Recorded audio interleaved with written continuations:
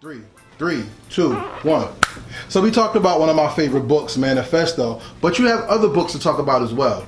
Me, I'm a spiritual, so I'm gonna leave that later. Okay. Let's talk about Home, because Home is a book that's more hip hop than Manifesto. A little bit. Talk to the people about Home. Well, Home is based off of a true story of me and my best friend growing up. My best friend was growing up. He lived in North Plainfield, and his house was haunted. It was legitimately haunted. So the story, it's based on that. So a lot of the events that do take place did actually happen. So it's... Talk about the little girl in the book, though. Little girl is based off of character of my best friend's little sister, actually. The name of the girl in the story is named Gracie. So she plays the little sister role, like a little kid would.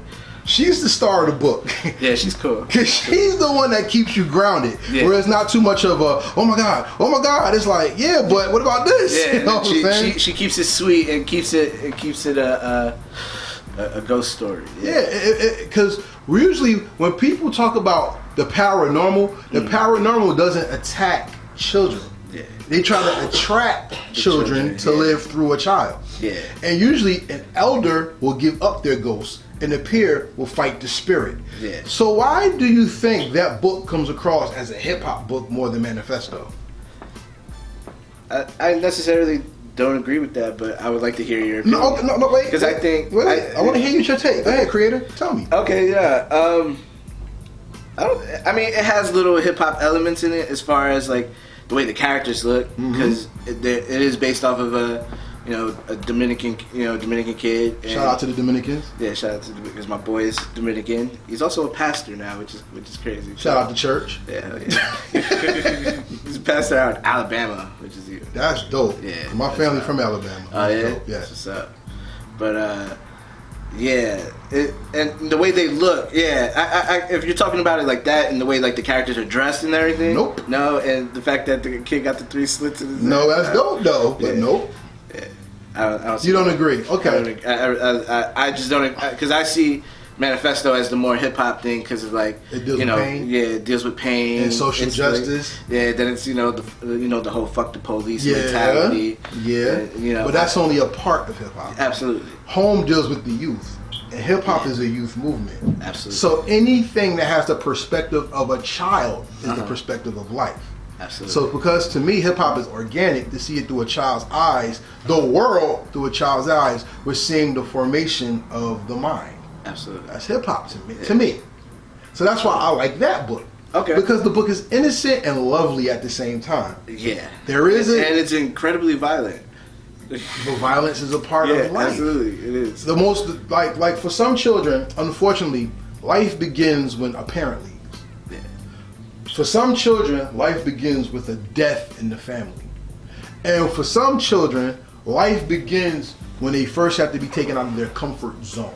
Absolutely. So that's when your understanding of life really takes shape. Mm-hmm. For some people, it's like I said, mommy left, daddy left, mommy died, daddy died. They're just not coming back no more. We had to be moved to another house. Or now I'm in a place that's scary and I don't know how to handle it. Yeah.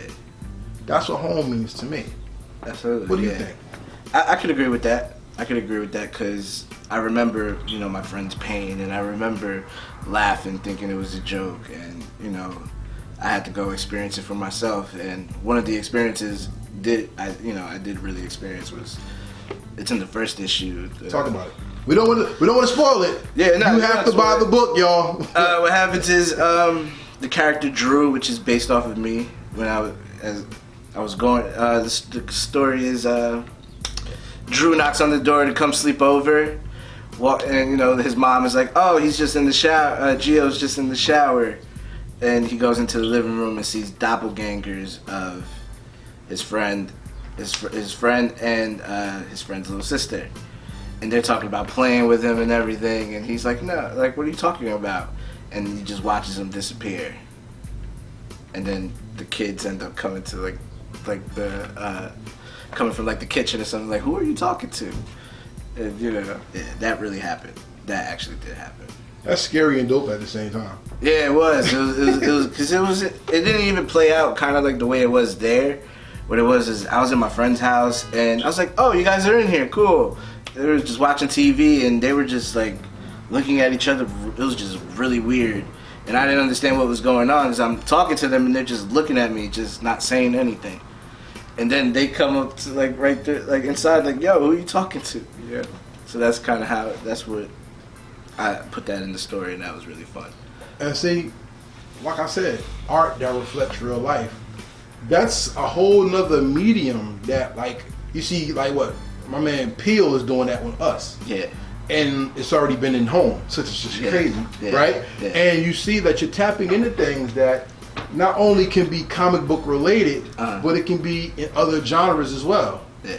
But here's the thing that puzzles me about your work, Okay. that I really wanted to ask. Do you write for continuous stories or do you write for volumes? Like, is it going to be like Home Volume 1, this? Nah, for Home, it's a miniseries. It's only 4 issues and it's done. After that, I'm not. So it's for volume. Yeah. Okay. Yeah. Other than that, I mean, I'm doing a Christmas comics for Home, Manifesto, and Pistol Grip. So there is like that little. It's gonna be like a mini story. It's only gonna be like maybe like 10, 12 pages. So that's about it. But other than that, I'm not really touching anything as far as like Home, like going further with Home. Manifesto, I have things written, like offshoots of like different things. Like kind of, I have this what if that's like a what if style comic that's kind of sick that I can't really give details on. But Yeah, let them buy it. Yeah. Coming soon. Yeah, coming soon. But But I gotta ask you a question then. yeah. What's harder to write, a story or a series? I mean, I feel like, well, like Pistol Grip is my really kind of ongoing one. I drew issues 1 and 2, but we have issue 3 coming in July for BlurredCon in DC. I hope I can make it. Yeah. I haven't gone to one yet. I saw a video of it last year and it looked crazy and I was like, yo, I gotta get on that. And then I found out, you ever heard of this rapper, Substantial? No. Oh man, you gotta listen to him. I think you'll love him. I think you'll like him. I think you'll love him actually. Okay. Yeah, damn, you never heard of Q&5 Music? Nope. Oh man, you missed out on like. Where's he from? Where is he? That's New York. Well, it's New York, but this guy's from Baltimore. But I know him because he was part of a New York collective called Q&5 Music. But yeah. What was the question again? Well, we were talking about BlurredCon. Oh yeah. So you asked me what was harder writing a series. Yeah. Well, I wrote Home when I wrote Home and Manifesto. Those I wrote them like back to back to back. So that I wrote those as like a series, whereas Pistol Grip is kind of open ended. So that's kind of Pistol Grip. I feel like is gonna have like volumes. Like we're still in the early stages of a lot of stuff. So, I mean, as far as Home, I can tell you Home is only gonna be 4 issues. Home is dope though. Just letting you know. Manifesto, we got 4 and 1 offshoot, which is the Armory. Okay. Which is the one that talks about like weapons and different things. Okay. And like I said, we have like offshoot stories, but nothing like set in concrete just yet. If we're gonna go further with it or not. Okay. So. But as far as what you're asking me, it's actually easier if you're writing it. I write by like when I wrote that first manifesto, those were more arcs. So I was writing it like arcs. I was doing the arcs first. I wasn't thinking of long-ended volumes or anything just yet. See, that's the hardest thing for me as a comic book reader and an anime fan, because people compare the two. Yeah. I remember going to JC Comics, and I gave him a drop. I should have done that. When I went to the comic book store, and the guy would argue with me. He said, everybody likes this damn Dragon Ball Z. Well, guess what never intends to sell out? And he showed me Superman, Batman, and Spider-Man. And I said something to him. I was like, yeah, but these stories weren't meant to last forever.